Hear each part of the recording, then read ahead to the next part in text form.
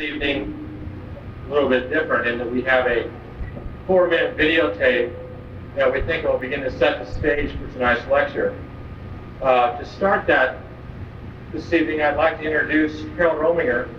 Harold is a member of the Division of Planning, has been a staff member there for about 20 years, serving originally starting there in 1969 as a graduate of the University of Cincinnati in architecture. Is both a registered architect as well as a certified planner, and he brings tonight some experiences that we think will be very helpful as we look at and think about Indianapolis.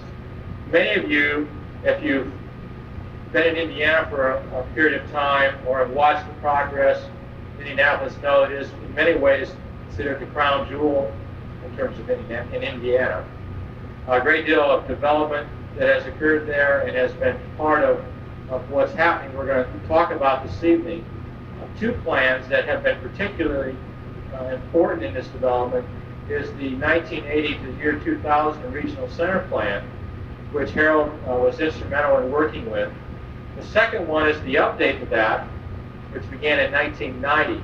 And you may wonder why a plan that was originally intended to last the year 2000 had to be updated in the year 1990. And I think Harold will touch on that. And that's one of the reasons that Indianapolis has been successful. We're very happy to have Harold here. He's been a longtime friend and colleague of our university and of especially the College of Architecture and Planning. He has hired many Ball State graduates on internships, and we have several Ball State graduates who are working with the Division of Planning presently. So to begin tonight's lecture, before Harold steps up here, we're going to show a very short video, and we hope that you will then welcome Harold here to Ball State. I thought it would be appropriate to show that tape because it's a good example of what a marketing firm can do to you if you hire them to work with you on a planning study. It obviously is a little bit too much hype for most of the planners involved in terms of trying to consider just where the city was going and where it's been. That tape was prepared in 1989 before we started the planning process also. So it wasn't shown so much to portray a purely realistic view of the city as much as it was to perhaps set the scene in terms of how we started out to prepare an update of the downtown plan. I'm going to see if the slides work.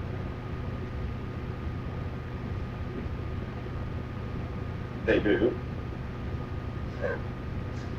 I'd like to start out and to spend time this evening talk a little bit about the history of Indianapolis, the downtown, the history of planning, and also then our planning process of updating the downtown plan, and then some comments and observations about perhaps what we've learned from that overall process. I'd like to start out, we can see here that on the left is the plat of Indianapolis. Indianapolis is a planned city. Mile Square was laid out by by Alexander Ralston in 1920, and that was a plan which based the city was developed on then. The city really didn't grow much until National Road came through in the 1930s. But let me see if I have it together.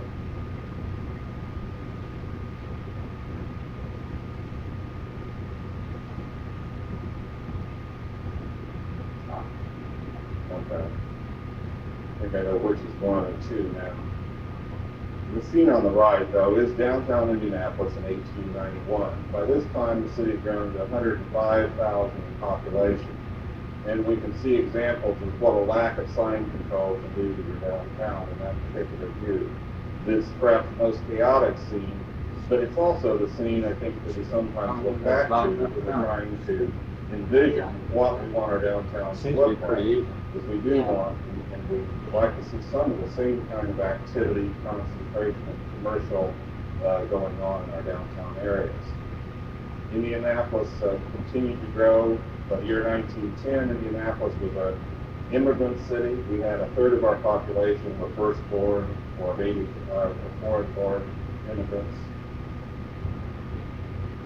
This is a scene in 1901. Indianapolis of the showing is finding the circle of its completed open sailor's monument, the English Hotel behind it.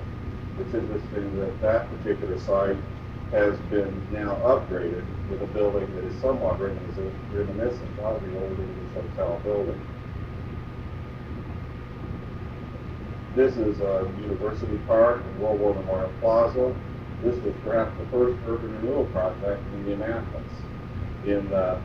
After World War II, the state decided that we should build a memorial to World War I. And as a matter of doing that, then they decided to take the pensioners' funds and create a plaza to memorialize the war. This also created one of the first civil disorders in Indianapolis, because all the World War I people came and marched on the city to get their pension funds back, not wanting this development to occur. Another view of World War Memorial Plaza, 1920s, with the Pew Fountain.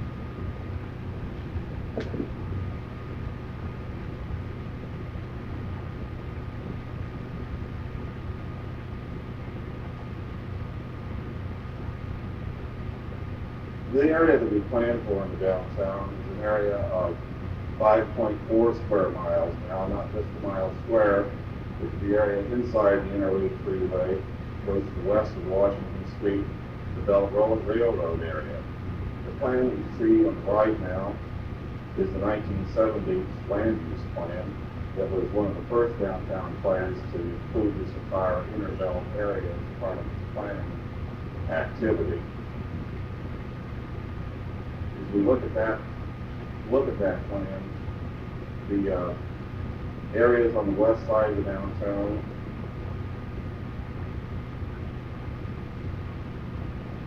anyway, as you can see over in this area of this map, this is the west side of downtown. The big changes that we can see is this is where IUPUI has developed now. This is where the Med Center existed. Most of the area in here has been designated as housing at this point in time, has since, of course, been taken over by institutional growth and development as those institutions have grown. So the land use patterns of the downtown have changed slowly but surely to the point where we now are.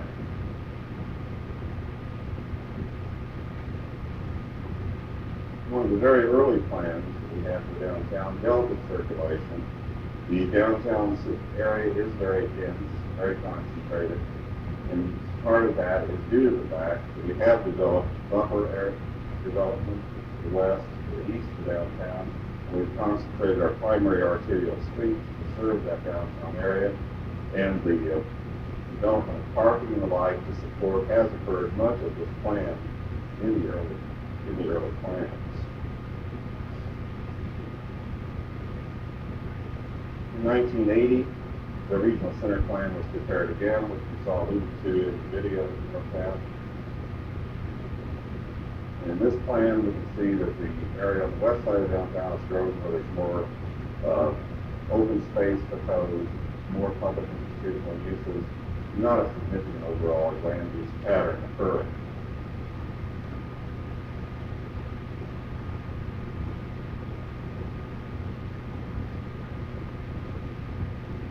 The scenes that we're looking on the left now are about 1980, the same period. By looking at this, you can see that the markets for arenas, construction, feature dome is not in place at this point in time. This scene, American Life Insurance Building is under construction.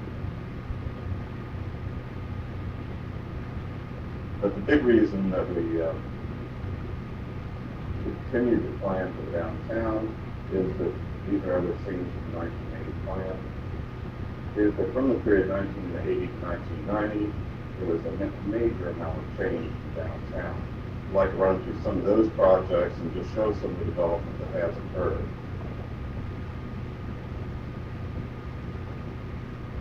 The early projects included public projects like the city market restoration. Early endowment started out by providing enough funds for upgrading the city market and the plazas associated with it. The city market project is the first capital improvement type project that William Endowment funded. And of course that has become a centerpiece for lunchtime people visiting, and it's been a great success, at least in terms of creating a stimulating urban environment for the downtown Woollen. The Union Station project followed a lot later, but was equally important in that it was a significant historic structure that needed to stay. We started working, proposing that it needs to stay as early as 1970, but it wasn't until the mid-80s that the building was actually restored and opened. We also, at this time, public projects included the Market Street paving, Market Street lighting, and all the creek around London circling the line again, going down to the primary support. We've seen continued growth at IUPUI. We've seen continued investment in the amateur athletics facilities. This is a view of the natural area from the track and field stadium in downtown. The National Institute for Fitness and Sports is on near the IUPUI campus. The Idle Village Museum, which is a part of the White River State Park development. Another view of the beer fountain of the Idle Village. The new state office complex. And the Circle Theater. And this is the South Dome and the old City Center. The City Center was a project that started out with the 1980 plan, was considered to be successful, and so it was moved on as a tourist attraction to deal with downtown visitors and continue even after our planning operation had long closed down. The 1980 plan was actually prepared for the location of money, certainly. During the same time, there was considerable amount of private sector investments, including a number of hotels. This is a project that actually completed prior to 1980 at the Ewing Miller Plaza development. This is the Holiday Inn at Union Station. Yeah, not at all. The Union Station. Union Station.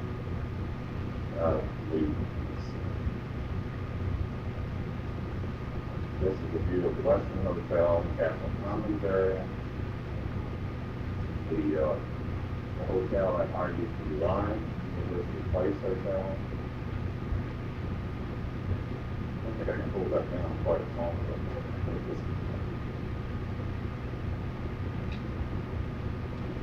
Anyway, this is the Marriott, which is out near the White River Park development. There were a number of office buildings built also. This is the First Indiana building, Bank One Tower. The Pan Am Plaza. This also houses amateur athletics facilities with the skating rinks that are located there. This is the 101 West Ohio building. The Capitol Square, Capitol Place office building. The Market Tower building. Right here, this is the 300 North Meridian building. This is the Market Tower building. Well, the other thing that was occurring to say the time frame is we were working on housing and neighborhoods. This is an older town of Lockerbie Square showing some of the housing stock in Lockerbie. During this time frame, people had acquired most of the properties in Lockerbie, and now I think Lockerbie is 98% to 100% restored as a residential area.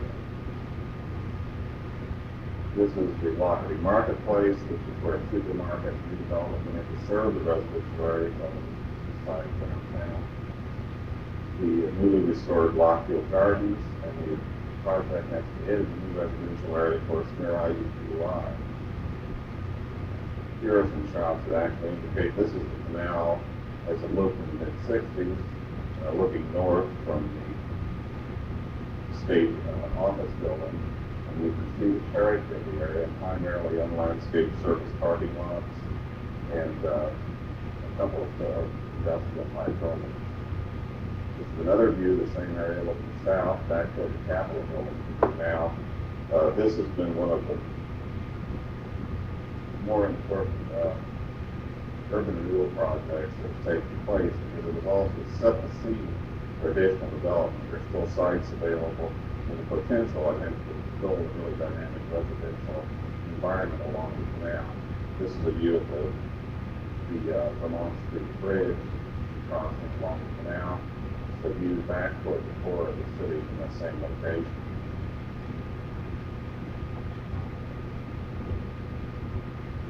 Again, a view along the canal showing the canal overlook project. There are two projects in the 1980 agenda which really still haven't been completed, and they're critical components of the Indianapolis downtown area. The first of these is the White River Park area. We've seen some fairly major development in the zoo was constructed in this location, but the Family Entertainment Center, the exposition types of spaces that have been proposed, gym types of spaces, those have not been constructed as part of the park. That area forms a very critical link to the downtown of connecting the zoo, connecting the west side of the downtown together. So continued work on the White River Park area, I think, is in order. The plan is shown here is a very early scheme for the Family Entertainment Center by Charles Moore. That's probably about 4 schemes old now in terms of all the various considerations that have gone on about what should occur on the east side of the river near the core of downtown. The land is still vacant though and undeveloped and looking for a developer. After the Knott's Berry Farm people decided that they couldn't put a proposal together, there really hasn't been a major proposal put forward since then. Another view of the river corridor. This is at the GM Dam, looking back toward the downtown. It shows the undeveloped characteristics of the river, the need to continue to work on that. And here is the Circle Center Mall, at least as of the last time that we photographed it. And this can show, to some extent, the problems we have here. This is a demolition, in fact. We haven't really formally, I think, gotten a final commitment for the mall. Where the city is moving ahead with the public is moving into putting in parking and preparing for the private investment. But there will be another test point where financing is due to come in from the private sector part of the investment, and we'll see then from that point what happens. But the Circle Center Mall is the next, the other important ingredient, which is retailing in the downtown, which has not come to fruition. The proposal to reorganize retailing has been on the books since the 1970s, and we have really not made much progress in terms of upgrading and improving the downtown retail. This is a view, the new image of the downtown now. This is from the east side of downtown, from Highland Park, looking back into the downtown. And the city really has changed dramatically in terms of its image, the way it looks from the variety of viewpoints around the outside of the city.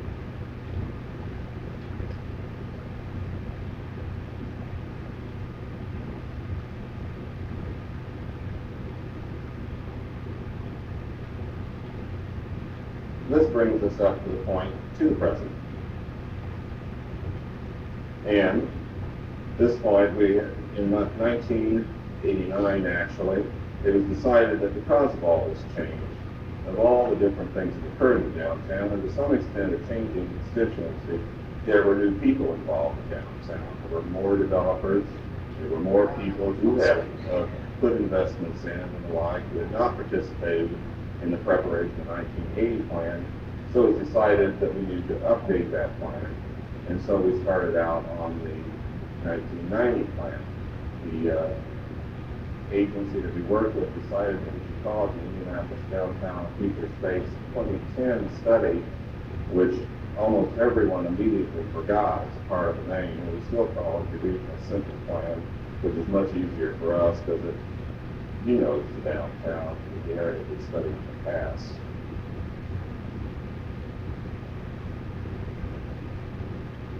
As we started out this process, it became apparent that there were a number of people who wanted to be involved. We started out with a committee structure of 17 subcommittees, and we asked for membership for those committees. About 30 people had volunteered for each of the committees, plus we had a steering committee for the whole group. the time this process was over, we had over 400 people on our committees, and we had a committee structure that was almost unwieldy. Staff was spending lots of time simply documenting, communicating with people in terms of what was going on in the process. But we were able to focus that, and we were all able to keep it organized by actually giving special roles to the steering committee and the quality of life committee, which we had set up. As we took off on this, I think that one thing that was new for us in this process was that we were in a time where there was almost a new language evolving about what our problems were and how we used to look at our problems. There was a lot of literature out that was dealing with change, dealing with trends, values, issues, dealing with what the special topics of the week or day or year would be. And what was happening to us was that we wound up with a large number of people whose focus was not on downtown development, not on planning, but was in terms of dealing with some of the social issues of the day. And we found article after article that dealt with social structure of our families, schools, education, family, and norms. I like this one quite a bit. My grandma and grandpa had the turkey with no family. And education is the mainstay of the day. So we wound up having to work with a committee that wasn't so sure, I think, that the real priorities had to do with downtown anymore.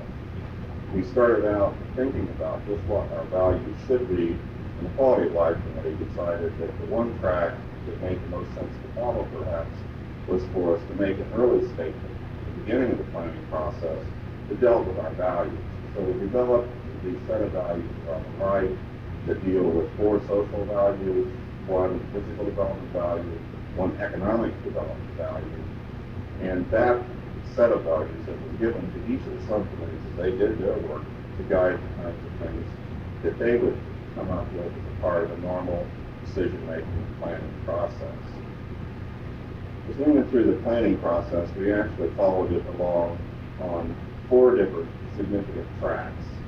I think that the value statement was an assumption that we could come up with consistent values that everyone could agree with, that dealt with our culture, our society, and that we could use those and make our planning work more consistent. So the quality of life values approach was our initial planning effort, and we distributed that and got comments back from each of the various committees. All this basically says is that there is a minimal little level of service that each American is entitled to, and that we need to meet those basic needs in some way. The second one says that we need to have the kind of support systems that will support the individual in terms of institutions and opportunities. The third says that we need to have the kind of quality human relations between various groups, advocacy groups in the community, so that we can get along with each other, so that each person can have their views expressed, their values expressed as part of our society. The fourth one says then that we should aspire to a high quality, diverse society with social opportunity for everyone. The fifth, that we should have a quality, attractive physical environment. The sixth, that we should have an economic system that allows participation, involvement. So these are pretty much the kind of things that you would think, well, that you can't really fault those or argue with it too much. But the thing we thought was significant is that we asked every committee to consider these as they put together their plans. So the industrial committee was maybe made up primarily of business interests and real estate interests, might not really look at something like, well, what do I have to do with dealing with basic services or meeting basic needs? By challenging each of the committees to look at that, we feel the overall plan that we prepared was a better balanced and a more successful overall effort to have those kinds of input coming from diverse groups.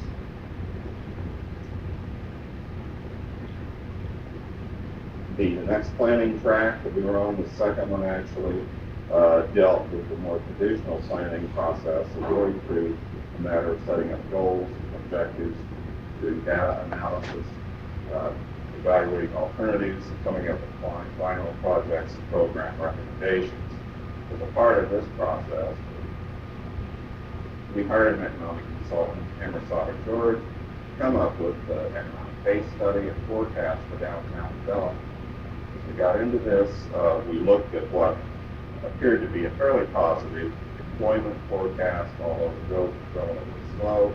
We were still looking at an overall increase in employment based on previous trends in the downtown and continued growth. As we looked at other factors, however, we came to the appearance that we were overbuilt in hotel rooms, that our occupancy was some 2% or so below what was economically viable for hotel space, and that we really couldn't look for that much additional hotel development in the future. As we looked at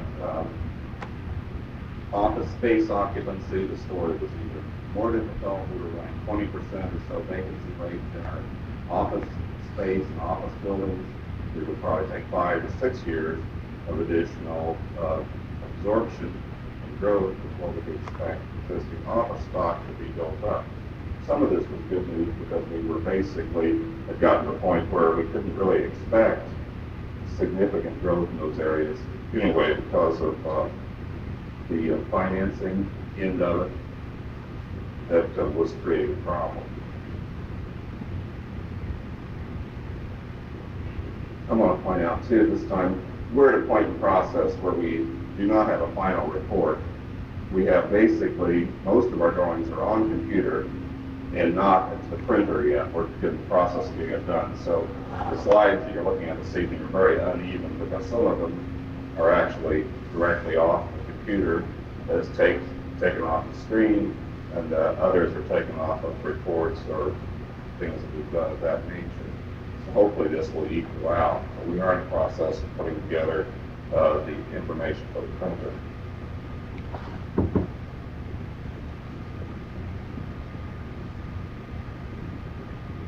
The third planning track that we went on dealt with a series of design charrettes that Ball State, the American Institute of Architects, American Society of Landscape Architects, and the American Institute of Planners, American Planning Association participated in. And we put together a number of studies over the course of the summer of 1990. The series was focused along the area of wanting to study more specifically 2-day workshops, areas in the downtown where we could make some type of a design impact. The first of these was put together, the topic was themed, and Dennis Frenchman was the facilitator. Dennis spoke here too, I think, on the trip when he came into town for this particular study.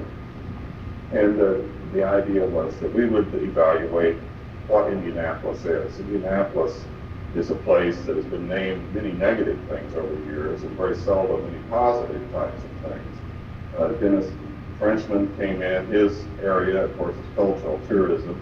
He has looked at themes and various kinds of projects for other cities, and so it was very good to have him come into this study. What we did was a 2-day workshop on Friday and Saturday. The first day we spent in briefing various participants, and the second day actually going out, working in the particular area we were working in, and coming up with drawings for the area. At this first charrette, this is one of the first drawings that was done, and it did relate to further identifying that the Virginia Avenue, Indiana Avenue, and Massachusetts Avenue corridors were significant areas, places that serve residential areas nearby and should be studied, and that we needed to look at an overall design framework for the downtown. We proceeded in the next 5 charrettes to look at these areas. I want to show some slides from some of the participation before I get there. The 4 themes that we did come up with, ideas that Indianapolis represented, I'll go through real quick. These are the logos that were developed. One idea was the capital city. that Indianapolis is the center of the state, is the capital of the state. It's the place where most of our state government, local government, and many of the federal government offices are located. And it's a place where we have our memorials, institutions, and the like. So the idea of the capital city was a one way to do Indianapolis in a way that we could promote it design-wise. The other image was that of a crossroads city. Indianapolis did develop very much as a transportation center. It's the national road, the railroads eventually, which made Indianapolis the place it is. And we still use that label to some extent of being a crossroads city. We felt it could also symbolize a more contemporary type of society where we were a service center to people, where we dealt well with the exchange of ideas and technology and research. And so the idea of the crossroads city was another strong idea of theme development. The dynamic city was another one. Dynamic city was to deal with athletics, competitiveness, being a good place to recreate and to work. And so the dynamic city was to crash the whole system. the fourth theme, the one that I really liked best, Up there was the idea of the livable city, that the residential areas of the Indianapolis is a good place to live, it's comfortable, and the like. So the livable city is a theme that picked in the overall study. This is a drawing that was done pretty early in the process of 1990 to reflect how we might take these four themes and translate them into various parts of downtown. So it became pretty obvious that our educational industrial complex could relate to the crossroads city, that the formal Ralston plan and that the government complexes could relate to the capital city complex. And so this plan is a reflection of as we get it completing the design plan, we will use each of these various themes to help us organize and focus the design work for each of those areas. The second charrette that we had was with Bruce Ray's and focused on the idea of overall design framework. With that, we went and put together additional refinement of the next four studies that we would do that dealt with the three avenues of Ewing Miller. This one we also tried to look some into the idea of ethnic settlement, what Indianapolis was like as it emerged, whether or not there were some ideas we could pursue from its ethnic base. It just so happened that the Italian festival was taking place at this time, so the class did go down to that. We visited the Italian festival out in Holy Rosary that evening and had a very good workshop, I think, with Bruce. The third charrette, third, fourth, fifth, sixth charrettes that we did focused on the avenues. This is a scene from the Massachusetts Avenue charrette. This is a computer drawing simulating someone drawing the Massachusetts Avenue charrette. David Lewis was our facilitator for that charrette. David Lewis is shown here with some of the studies. In this case, this is from the Indiana Avenue charrette on Massachusetts Avenue. But David took part in both of those. This is Walter Blackburn, who's one of our team leaders in that area. Kevin Parsons is a team leader in the Whiteboro Park charrette.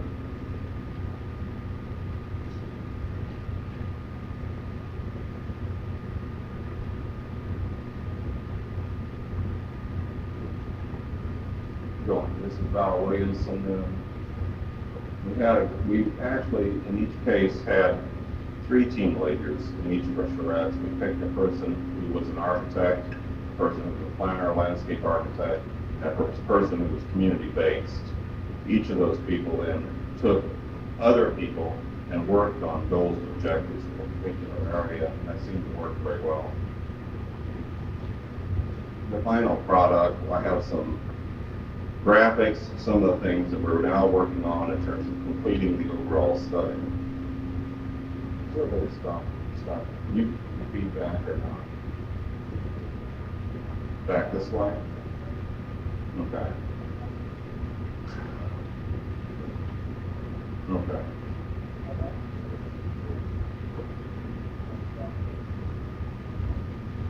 Some of these are the graphics actually into the final report that we're putting together at this point in time. The whole process of doing this study, we were also trying to develop our technological capabilities in planning. This shows the images database, which is our GIS system that just came online while we were doing the study. We started using these drawings to create our overall basis for the work. We started work on putting together a three-dimensional base of the downtown, but Adrian Fine had worked considerably on putting together most of the information for this as an intern in the time that he worked for us. We've also done some work with taking and modeling situations for massing purposes and the like from that same 3D base where we can illustrate and show what areas of downtown now look like and what they would be like if new development were to occur in the area. Additional work in terms of looking at things like transit stations through the use of our CAD system. The final plan recommendations now are all in computer and on computer and ready to go to printers and the like. This of course is a final view of the 1990-2010 land use plan and pattern and shows what we've been proposing. This whole area now is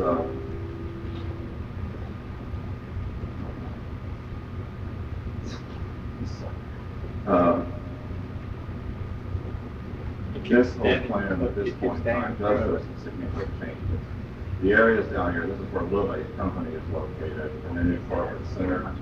This is an area where Manson development, the southwest area downtown. He's not much of a speaker. Classified. He goes, yeah, past 9 o'clock, you have to sit and say, Technology. but I don't think it's going to. Corporate center He's only got about 10 development. slides, so. Also, the areas up along the canal will be reclassified that way. And so the land use pattern, although it hasn't changed dramatically, does illustrate some of the changes that start occurring downtown. The White River Park corridor, we have stronger proposals for greenway development in that area.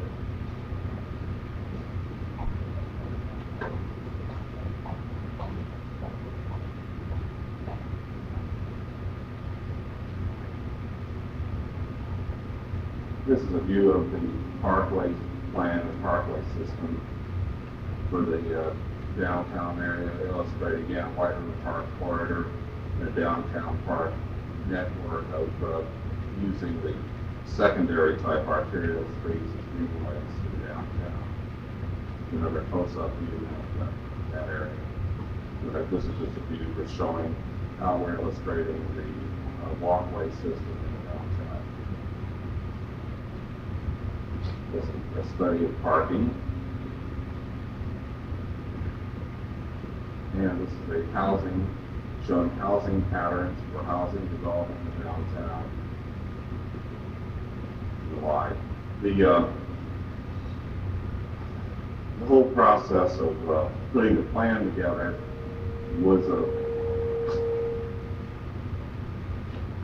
I'm sorry, where is the microphone I'm trying to avoid? What is it? I need to stand where? I'm sorry. Over here? Okay.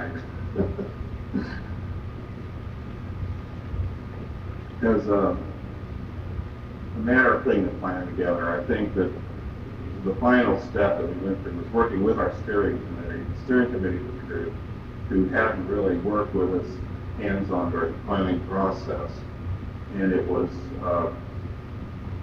important to them that they also grasp the overall plan. Turn it down some I more. think I have to go outside to make the mic work. I'm sorry. This is Say the hand Huh? plan. in going through the work. This is the last phase anyway. We went through the three different tracks that I mentioned earlier. We went through the track of actually setting up values, the track of going through the normal decision-making planning process, the third of which was going to the charrettes and the workshops, which were very useful. Most of the people who participated in the charrettes felt that that was perhaps the most significant thing they did in the plan. The fourth was going back to work with the steering committee again At that point, in working with the steering committee, we actually had to more or less go back through the plan again. They were very interested. They were very interested in getting their arms around the plan, and so we had to work very closely with them to come up with the recommendations and the other committees was correct.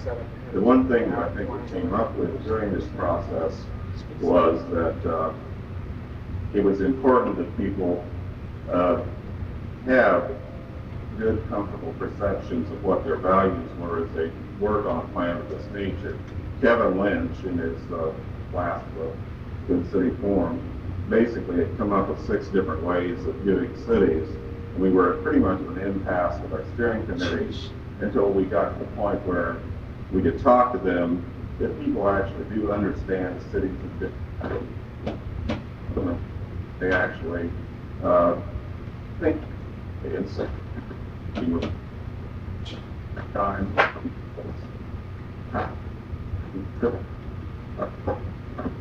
Final my point.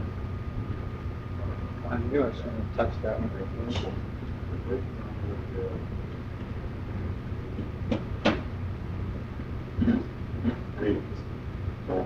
We develop, the cities are developed as a part of natural growth. The cities grow and change historically, and the cities have a heritage to them, sensitivity to our past, present, will actually lead the vision for the future. The second paradigm that we dealt with in terms of communicating with people was the idea that cities are economic machines. They are driven by economic precedent, and they have to be tough and competitive in today's world to survive. The third one that we've come up with is maybe out of order, was that they are socio-economic models. You can understand cities by looking at the socio-economic groups and how those groups compete with each other. And another one was that they are linked to decisions. Cities can be understood as the way people make decisions, whether people are allowed to participate or not participate. The last model was one of leadership, that cities are evolved by their leaders. And the one that I skipped over going through that was that cities can be determined and defined by their infrastructure. And so what we figured out is that there are advocates for each of these positions, and the people on the committees were often arguing with each other, but they were actually arguing from a different understanding of what cities were. And this seemed to be very useful to us in finalizing, summarizing the overall plan.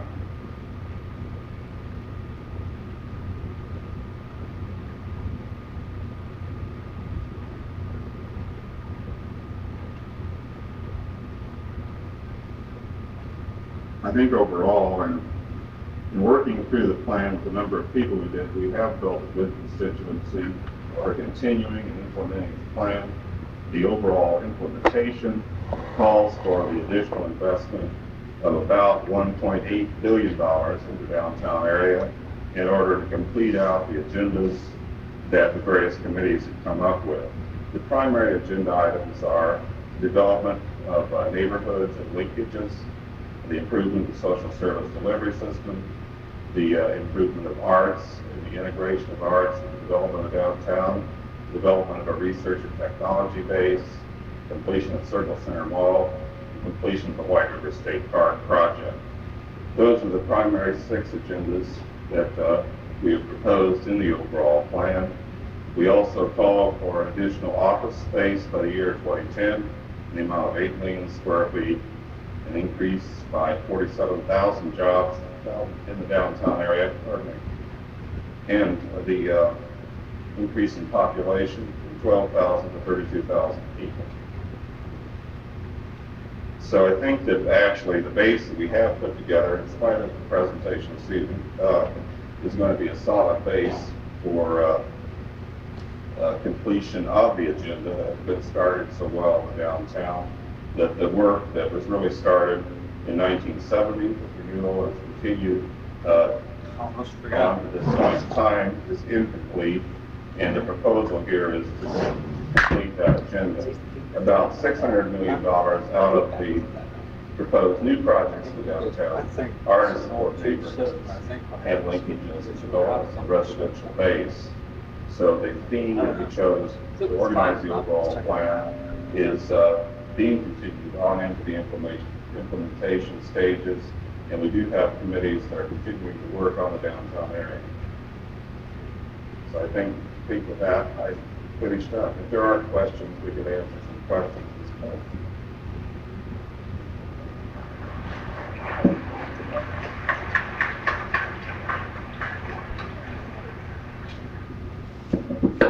First of all, I've never been wireless for a talk in my life. Probably not my board or for day, something to say. No, no.